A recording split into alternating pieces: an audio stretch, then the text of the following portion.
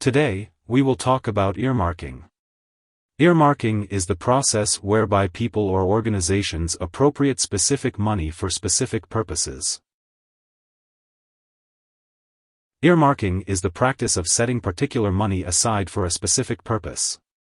The term can be used in several contexts, such as in congressional appropriations of taxpayer funds to individual practices like mental accounting. The phrase has an agricultural origin. In its most basic sense, to earmark is to flag something for a specific purpose. A company might earmark a sum to spend on upgrading its IT system, or a city government might earmark the proceeds of a municipal bond issue to pay for a new road or bridge. In social science, the term earmarking has been associated with the economic sociologist Viviana Zelizer, who identifies the practice of earmarking as imbuing certain dollars with specific meaning related to the relational ties and cultural meaning for what that money is earmarked for. So, money earmarked for a loved one will be treated more carefully than money for a friend. The behavioral economics concept of mental accounting is a case of personal earmarking whereby people allocate money to specific tasks or purposes, making those funds non-fungible.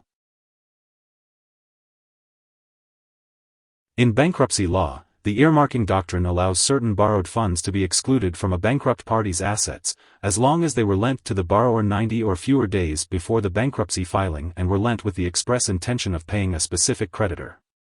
This doctrine ensures funds will go to the intended creditor, rather than being subject to claims by other creditors who have preference in the bankruptcy proceedings.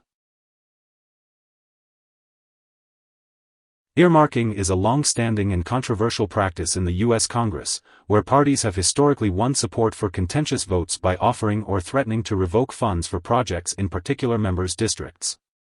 These earmarks, also known as pork barrel spending or pork for short, are seen as a form of corruption, allowing D.C. power brokers to trade in the fortunes of the people they represent and squander taxpayers' money on giveaways to particular districts.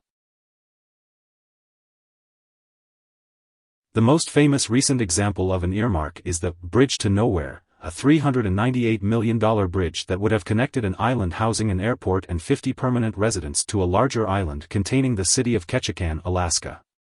Even with a moratorium on earmarks, it is still being debated about whether or not this practice should be reinstated.